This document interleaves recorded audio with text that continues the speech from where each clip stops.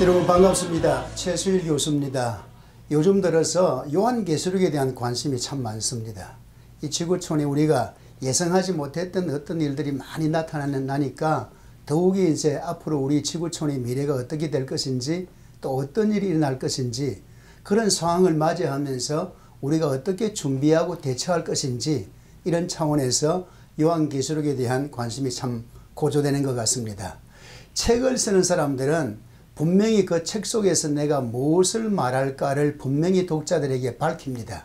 그걸 주로 서론 부분에서 많이 밝히지요. 서론을 읽어보면은 앞에 한 3페이지 정도 읽어보면은 이 책에서 중심적으로 말씀하고자 하는 바가 무엇인가를 우리가 캐치할 수가 있습니다. 요한계시록도 그런 차원에서 같은 상식을 따르는 것 같습니다. 요한계시록의 1장을 읽어보면은 요한계시록 전체에서 무엇을 중점적으로 하나님께서 우리에게 말씀하시는 것을 알 수가 있습니다. 그래서 이번 1강에서는 이 시대에 말씀하시는 요한계시록이라는 주제 가운데서 요한계시록은 무엇에 대해서 말씀하시는가를 주제로 삼아서 말씀을 드리고자 합니다. 크게 세 가지로 말씀할 수가 있겠습니다. 요한계시록 1장에 보면 이게 나오는데요. 1장 5절에서 7절, 8절 사이에 보면은 요한계시록에서 말씀하고자 하는 세 가지를 말씀하고 있습니다. 첫 번째는 그리스도의 피로 우주적으로 모든 하나님의 선택한 백성들을 반드시 구원하신다는 것입니다. 하나님은 우리가 아는 대로 이 모든 지구촌에 전 우주적으로, 전 지역적으로, 전 시대적으로 하나님이 구원할 백성들을 선택해 놓았습니다. 아무나 하나님을 선택하는 것이 아니고요. 내가 하나님을 택하는 것도 아니고요. 하나님이 이 세상이 창조하기 전에, 세상을 창조하시기 전에 이미 구원할 백성들을 선택해 놓으셨습니다. 그 사람들을 마지막 주님이 오실 때까지 하나님께서 반드시 구원하신다는 것입니다. 이 내용이 요한계시록 전체를 통해서 반복해서 거듭해서 나오고 있습니다.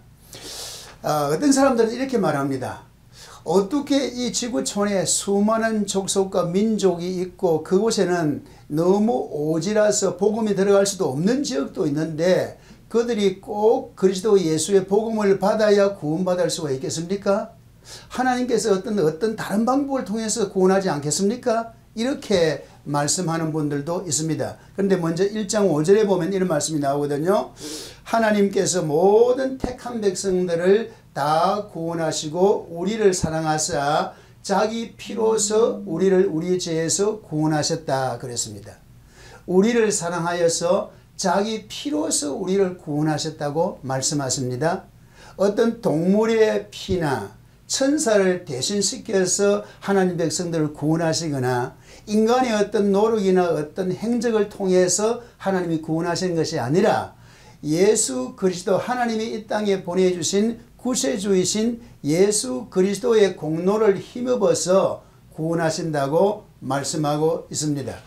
어떤 사람들은 말하기를 복음이 들어갈 수 없는 그곳에 있는 사람들이 어떻게 예수 그리스도를 알며 예수 그리스도의 십자가 공로를 어떻게 압니까? 그래서 아마 그 뜻은 그 지역에 있는 종교들을 하나님이 사용하셔서 그 현재 종교에 착실하게 신앙생활을 하면은 궁극적으로 하나님이 구원해 주신다는 그런 말씀이 아니겠는가? 그러니까 유명한 신학자 가운데서 칼 라너라는 사람이 그런 주장을 했고 지금도 그런 주장을 이렇게 수용하는 사람들도 많이 있는 것 같습니다. 또 이제 그 칼 바르타 같은 사람은 이렇게 말했어요. 이 세상에 태어난 모든 인간은 이 세상에 존재한다는 그 자체가 하나님의 은혜로 존재한다. 이 세상에 태어나서 산다는 자체가 하나님을 모시고 하나님을 고백하고 살기 때문에 모든 인간들은 궁극적으로 다 구원을 받는다. 이렇게 말하는데 성경은 요한계시록에서는 특별히 강조합니다. 하나님이 보내신 그리스도 구원자 되시는 그분의 피공로를 믿음으로 말미암아 구원을 받는다. 이렇게 말씀하십니다. 그래서 하나님께서 택한 백성들을 다 구원하시기 위해서 7장 1절에 보면 이런 말씀이 나와요. 사방의 바람을 붙잡아서 땅에나 바람에나 바다에나 나무에 불지 못하게 하라. 우리 하나님의 종들의 인마에 인치기까지 이래 말했거든요. 하나님께서 그 택한 백성들을 구원하시기 위해서는 이 사회적인 환경이 친복음 환경으로 바뀌는 게 매우 중요합니다. 하나님께서 공중에서 그냥 여러분들 하나님께로 돌아오시오 이렇게 외치는 것이 아니라 사회적인 어떤 사회 형상과 문화적인 현상과 사상적인 어떤 흐름이 복음을 받아들이기 쉽게, 사람들이 하나님을 찾기 쉽게 정치 사회적인 변화도 주도하신다는 그런 말씀입니다. 제가 한 예를 들자면 이런 게 있습니다. 1989년도에 그 동서장벽 베를린 장벽이 무너지지 않습니까? 그리고 이제 지난 주간에 그 미가일 고르바초프, 소련의 옛날에 그 서기자였던 그분이 세상을 떠났어요. 근데 여러분 그분을 다 알지요. 그분 전까지만 해도 소련이 이제 공산주의 체제를 유지하면서 종교의 자유를 허락하지 아니하고 그 광활한 위성 국가들, 많은 국가들에게도 동일한 정책을 시행했는데, 그 미가일 고르바초프 때에 도널드 레이건 대통령하고 서명을 했습니다.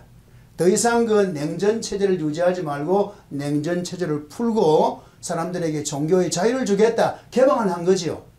그리고 그때부터 그 소련에서 유니트 소비에트 그 연방에서 많은 독립국들이 생기지 않았습니까? 얼마나 뭐 리투아니아, 조지아, 아르메니아, 카자흐스탄, 우즈베키스탄 많은 독립국들이 그 국들이 일어나면서 하나님의 복음의 운동이 크게 확산되었습니다. 이 미국에서 그렇게 소련이 체제가 무너지고 하나님의 복음 환경으로 바뀔 것을 미리 아시고 세계에서 제일 그분이 먼저 알았어요. 제가 알기로는 많은 선교사를 소련과 독립국들에게 보내어서 그 선교에 선진적인 역할을 한 그런 목사님이 있습니다. 예, 그런 것을 말합니다. 사방에 바람을 불지 못하게 해서 하나님의 종들의 이마에 인치기까지 하자. 우리 개인도 마찬가지예요. 여러분, 저희는 불교 가정에서 태어났는데, 제가 고등학교 졸업하고 복음을 받았거든요. 그런데 지나고 보면은 도무지 복음을 받을 수 없고 예수를 알 수 없는 환경인데, 하나님께서 우리 가정의 환경과 우리 모든 사정을 하나님께서 꼭 복음을 받아들이고 그리스도를 받아들일 수 있는 환경을 조성하셨다는 겁니다. 오늘 말씀이 연결돼서 해석하자면은 바람을 불지 못하도록 환난을 잠시 중단시켜 주시고 복음을 받도록 그렇게 만드신다. 그렇게 여러 가지 방법을 통해서 하나님의 택한 백성들을 다 구원한다는 말씀입니다. 또 14장 6절에 보면 참 귀한 말씀이 나와요. 천사가 공중에 날아가는데 모든 민족, 종족과 방언과 백성에게 전할 영원한 복음을 가졌더라. 천사가 복음을 가졌어요. 여러분, 우리 예수 믿으라고 전도하는 사람은 마켓에 나가보면 사람이 하지, TV나 어떤 동영상을 통해서 유튜브를 통해서 설교하는 사람이, 전도하는 사람이 사람이지 천사가 하는 거 보았어요? 그런데 이게 천사가 했다는 이 말은 천사는 하나님이 부르시는 영입니다. 사람들을 통해서 하나님의 영을 불어넣어 주어서 하나님의 복음을 알기 쉽게 문화적인 상황에서 합당하게 능력 있게 권세 있게 선포하는 행위를 말하지요. 그리고 이제 이 매스메디아 이렇게 여러 이제 발전된 미디어를 통해서 이것도 하나님이 하시는 천사가 하는 방법이죠. 이렇게 우리가 생각하지 못했던 놀라운 방법들을 통해서 하나님이 선택하신 백성들을 다 구원하신다. 22장 24절에 보면, 그래서 22장 24절은 요한계시록의 제일 마지막 장입니다. 이런 말씀이 나와요. 만국이 그 빛 가운데로 다니고 땅의 왕들이 자기 영광을 가지고 거리로 들어가리라. 어디에 들어간단 말입니까? 천국으로 들어간다고 말합니다. 누가 들어와요? 땅의 왕들이, 거기에 플루럴 복수를 썼습니다. 왕은 누굽니까? 왕이 누굽니까? 왕은 이 세상에 사는 어떤 그 소셜 클럽 가운데서 자기가 하고 싶은 것, 자기가 원하고 싶은 것을 다 갖고 사는 사람이 왕들 아닙니까? 상징적으로 우리가 말할 때. 그런데 하나님을 찾겠습니까? 그런데 그 왕들 가운데서도 하나님이 선택한 백성들이 많다는 겁니다. 많은 왕들이 그리스도를 자기 구세주로 영접하고 그날에 하나님의 나라에 들어간다. 그래서 이 요한계시록에서 중점적으로 반복적으로 말씀하고 있는 첫 번째 주제는 하나님께서 우주적인 모든 그의 택한 백성들을 반드시 구원하시고 하나님께로 부른다. 이 주제입니다. 자, 둘째로 한번 봅시다. 둘째는 무슨 주제겠습니까? 1장 6절에 나오는 말씀입니다. 우리를 사랑하사 자기 피로 우리를 구원하시고 우리를 나라와 제사장으로 삼으셨다는 말씀입니다. 그의 성도들을 최상의 성숙한 아름다운 신부로 만들어서 동력한다는 사상입니다. 요한계시록은 특별하게 그리스도 예수님과 우리 성도의 관계를 신랑 신부로 말합니다. 에베소서 5장에도 보면은 그리스도와 우리 성도와의 관계를 부부 관계로 설명했습니다만은 요한계시록은 아주 깊이 있게 성도와 주님과의 관계를 신랑 신부라고 말했습니다. 신랑이 가장 속을 약혼을 했는데 이제 내년에 결혼한다 합시다. 신랑이 가장 신부에게 바라고 소망하는 것이 뭐겠습니까? 뭐 돈을 많이 버는 거, 뭐 사회활동 많이 하는 것, 그것보다도 참 신랑 되는 남편을 이해하고 사랑하고 마음을 맞추어서 마음에 꼭 드는 아름다운 인격자로 성숙하고 자라가는 것 아니겠습니까? 그걸 바라지 뭐 돈 가져오는 거, 선물 오는 거 아니겠죠. 바로 그 일을 주님이 하신다는 것입니다. 주님이 다시 오실 때 우리 모든 그리스도 예수 안에서 구원받은 그의 신부들과 이제 영적 결혼을 하게 되는데 그 일을 이 땅에 살 동안에 최대한 성숙한 그리스도 예수의 인격자로 만들어 가시며 우리와 동력한다는 사상입니다. 자, 12장 6절에 보면 이런 말씀이 나와요.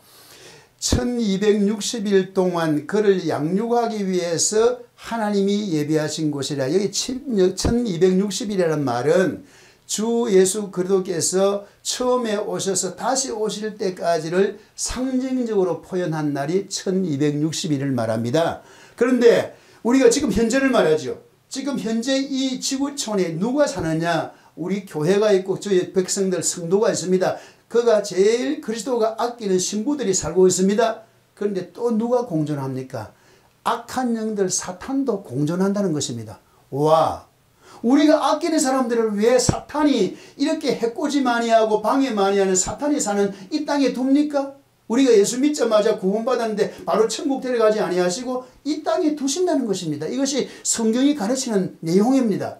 왜 이 땅에 있으면서 하나님이 특별하게 보호하시고 하나님의 능력을 나타내시고 그러므로 참으로 하나님이 전능하신 하나님이심을 나타내기 위해서 우리를 이 땅에 두셨습니다. 그래서 양육한다 그랬습니다. 2장 23절부터 26절에 보면은 사람의 뜻과 마음을 살피는 자인 줄 알리라. 소위 사탄의 깊은 것을 이기는 자와 끝까지 지키면은 만국을 다스리는 권세를 주겠다 이렇게 말씀했습니다. 특별히 여기에 두아디라 교회와 버가마 교회에 하신 말씀인데 우리 성도들이 이 땅에 살 동안에 모든 사회적인 어떤 환경과 어떤 주위의 배경이 우리가 하나님 믿기에 좋은 그런 배경 같으면 뭐 우리가 죄 안 짓겠지요. 죄 지을 이유가 있습니까? 그런데 그렇지 않습니까? 앞에서 말했던 것처럼 사탄과 악한 영들이 우리를 많이 유혹합니다. 그 가운데 특별히 버가마 교회에 유혹한 것은 뭐냐 하면은 세상의 향락과 오락입니다. 돈이 있고 시간이 있으면 뭐합니까? 향락하는 것 아닙니까? 즐기는 것 아닙니까? 거기에 너무 재미를 붙여서 그것이 좋고 그것이 즐거움이고 그것이 신이 되어버렸습니다. 근데 하나님을 떠나는 것이죠. 이 유혹이 너무너무 강합니다. 그 다음에 사람은 자기도 모르는 사이에 자기 마음에 개인적인 은밀한 주관이 있어요. 그게 어떤 철학자의 사상을 본받았기 때문에 나타난 것일 수도 있고 아니면 세상 풍조이기도 있고 아니면 자기가 스스로 개발한 어떤 자기 철학, 자기 주장이 매우 강합니다. 그런데 하나님의 뜻에 반대되는 하나님의 뜻을 거스리는 그런 주장이 많은데 그것을 이기라고 강하게 도전합니다. 그것을 이기라고, 그걸 극복해라고. 그래야만이 그리스도 예수의 좋은 신부가 되지요.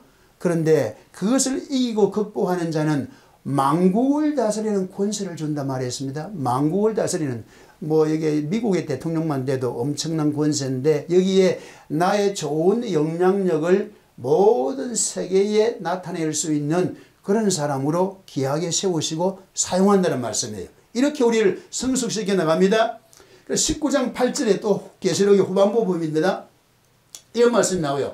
그에게 빛나고 깨끗한 세마포 옷을 입도록 허락하셨으니 성도의 옳은 행실. 그래서 결국 주님이 다시 오실 때 주님을 만날 즈음이 돼서 우리 모든 성도들이 빛나고 깨끗한 옷을 다 입었는데 그것이 무엇을 말하는 것인가? 성도의 옳은 행실이라.